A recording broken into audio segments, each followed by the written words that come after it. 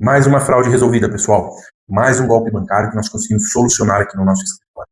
Nesse caso, nosso cliente havia sido vítima de uma fraude do empréstimo consignado, então havia sido realizado um empréstimo bancário no nome dele, e esse empréstimo estava sendo pago através de descontos mensais na aposentadoria dele. Tudo isso já havia acontecido há algum tempo, esses descontos estavam sendo realizados há alguns meses já na conta dele, ele não tinha percebido. Essa é uma fraude difícil de perceber, porque os descontos geralmente são sutis na aposentadoria, vai passando aquele tempo e a pessoa não percebe. Nós ingressamos com o processo nesse caso, pedimos o cancelamento do empréstimo, a devolução de tudo que foi descontado da aposentadoria dele, em dobro, e ainda pedimos uma indenização por conta disso tudo. Quando veio a sentença de primeiro grau, pessoal, negativa, o juiz não acolheu nenhum dos nossos pedidos, para nossa surpresa. Mas nós não desistimos.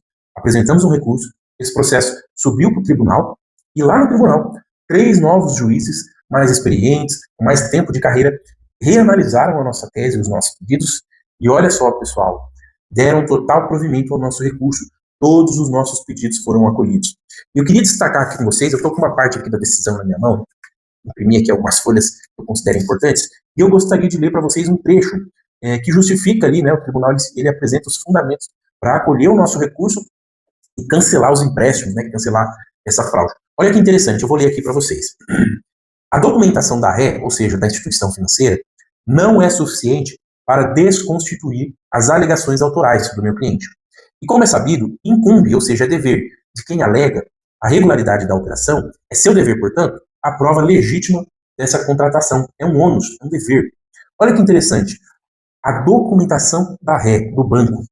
Na maioria dos casos de fraudes bancárias, quando a gente analisa o contrato daquele empréstimo e dá, né, a base daquela fraude, geralmente aquele documento ele é muito frágil. A assinatura, né, a suposta assinatura da vítima ali, ela não cumpre diversos requisitos ou ela não tem nenhuma forma de validação da identidade.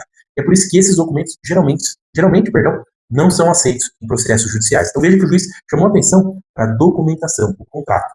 E ele continua. Portanto, caberia ao réu a realização de uma perícia eletrônica. O banco, ele nunca pede essa perícia no processo. Não é à toa. Geralmente tem a fraude mesmo, aconteceu. E se o banco pedir a perícia, o que vai acontecer? A perícia vai demonstrar a fragilidade ou a irregularidade daquele contrato impugnado no processo. O perito vai apontar justamente a falha do banco. Então ele nunca pede essa perícia. E o juiz pontuou. O desembargador aqui no recurso pontuou. Cabia ao réu a realização de perícia. O que sequer foi requerido pela instituição financeira. Continuando, aqui mais um argumento importante.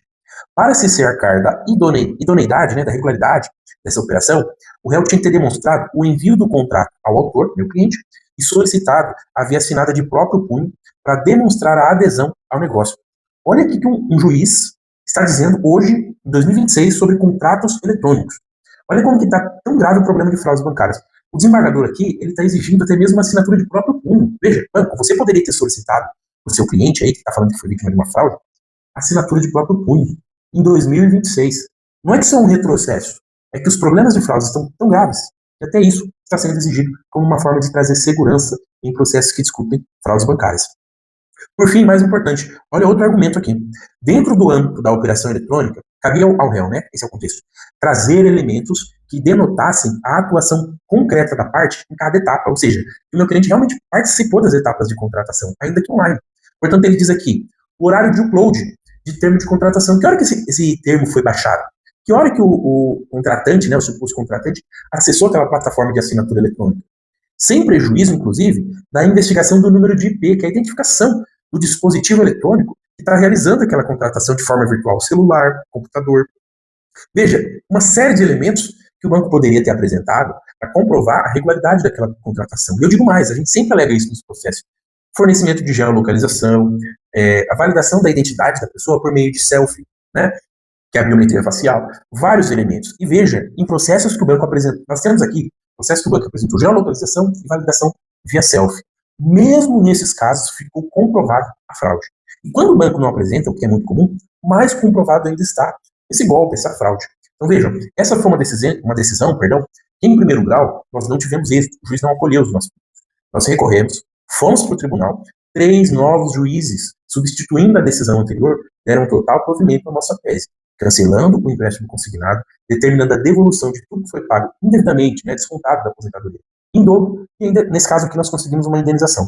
Então veja, a importância de uma atuação técnica, especializada em fraudes bancárias é ímpar em casos como esse. Se você está passando por uma situação como essa, conhece alguém da sua família que foi vítima de um golpe, entre em contato. Grande abraço, que Deus abençoe.